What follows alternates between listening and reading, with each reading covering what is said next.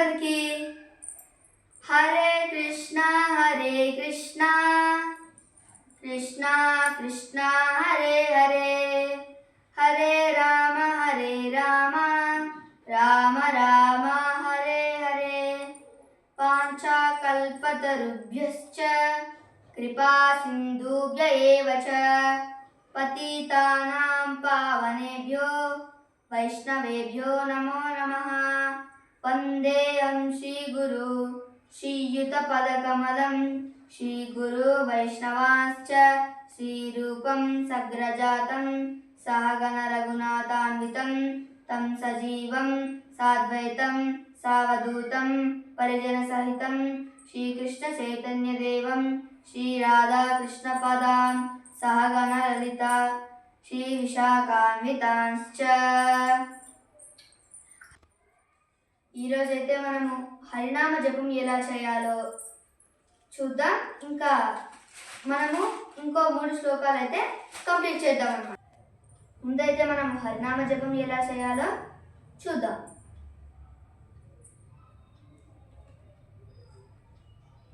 So ఇదైతే జపమాల అన్నమాట. ఒక జపమాలలో మొత్తానికి 108 బీట్స్ ఉంటాయి అన్నమాట. ఈ పైనుండే బీడ్ని కృష్ణమణి లేదా గురుమణి అంటారు. దీని మీద ఎప్పుడు మనము జపం చేయకూడదు అన్నమాట. ఎప్పుడైనా సరే ఈ బీడ్స్ నుంచే మనం జపం చేయాలి. Always clock wise anti clock wise అయితే మనం జపం చేయాలన్నమాట. మనము జపం చేసే ముందు పంచతత్వ ప్రణామ మంత్రాన్ని చెప్పి జపం చేయాలి. ఆ మంత్రం ఏంటంటే జయ శ్రీకృష్ణ చైతన్య ప్రభు నిత్యానంద శ్రీ అద్వైత గదాధర శ్రీవాసది గౌర భక్త వృంద. ఇది పంచతత్వ ప్రణామ మంత్రం అన్నమాట. దాని తర్వాత మనము ఈ నెక్స్ట్ బీట్ పైన హరే కృష్ణ కృష్ణ కృష్ణ హరే హరే, హరే రామ రామ రామ హరే హరే అని చెప్పేసి అన్ని బీట్స్ పైన హరే కృష్ణ మహామంత్రము జపం చేయాలన్నమాట.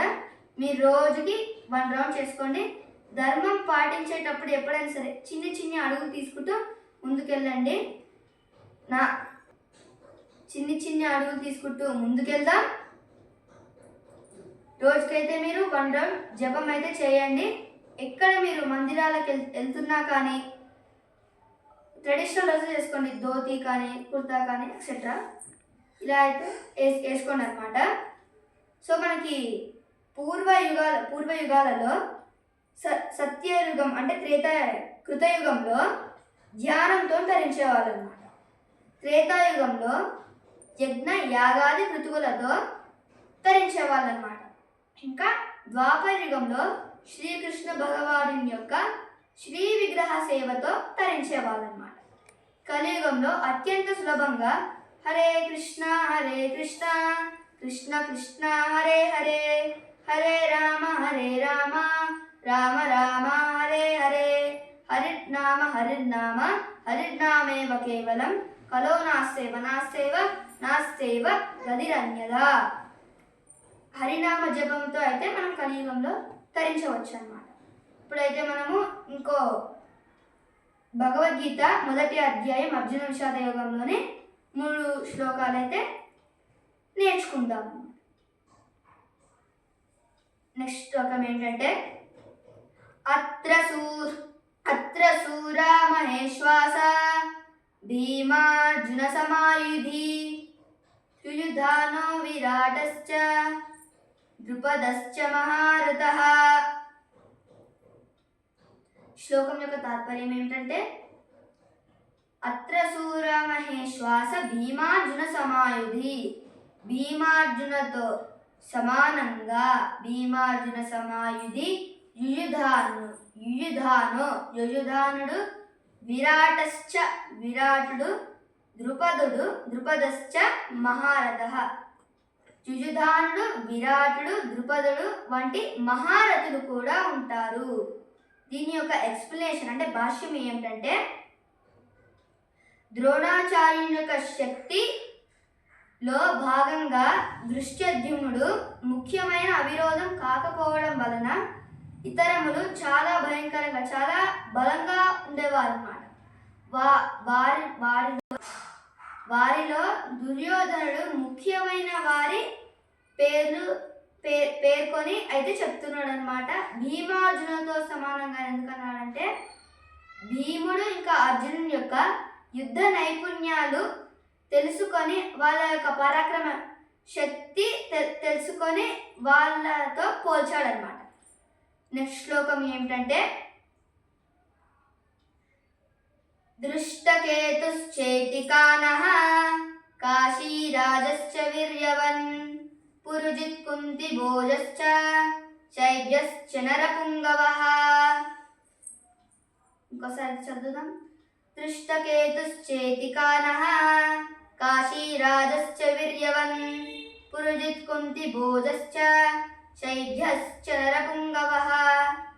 దీని యొక్క తాత్పర్యం ఏమిటంటే దుష్టకేతుశ్చేతికానః దుష్టకేతువు చేతికానుడు కాశీరాజశ్చ వీర్యవన్ కాశీరాజు వంటి వీరులు కూడా ఉన్నారు. కాశీరాజశ్చ వీర్యవన్ పురుజిత్ కుంతిభోజశ్చ పురుజిత్ కుంతిభోజుడు శైబ్యశ్చ నరపుంగవః శైబ్యుడు వంటి మహారథులు కూడా ఉన్నారు.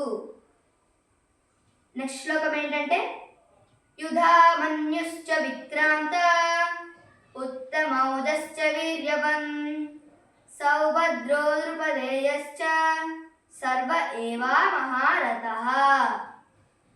దీని యొక్క తాత్పర్యం ఏమిటంటే యుధామన్యుడు విక్రాంతుడు ఉత్తమౌజుడు వంటి వీరులు కూడా ఉన్నారు. యుధామన్యుశ్చ విక్రాంత ఉత్తమౌజశ్చ వీర్యవన్ సౌభద్రో ద్రుపదేయశ్చ సుభద్రా కుమారుడు ఇంకా ద్రుపద పుత్రులు వంటి మహారథులు కూడా ఉన్నారు. ఇదైతే ఈ శ్లోకం తాత్పర్యం అన్నమాట. హరే కృష్ణ కృష్ణ కృష్ణ హరే హరే హరే రామ రామ రామ హరే హరే. శ్రీకృష్ణ చైతన్య ప్రభు నిత్యానంద శ్రీ అద్వైత గదాధర శ్రీవాసది గౌర భక్త వృంద. హరే కృష్ణ.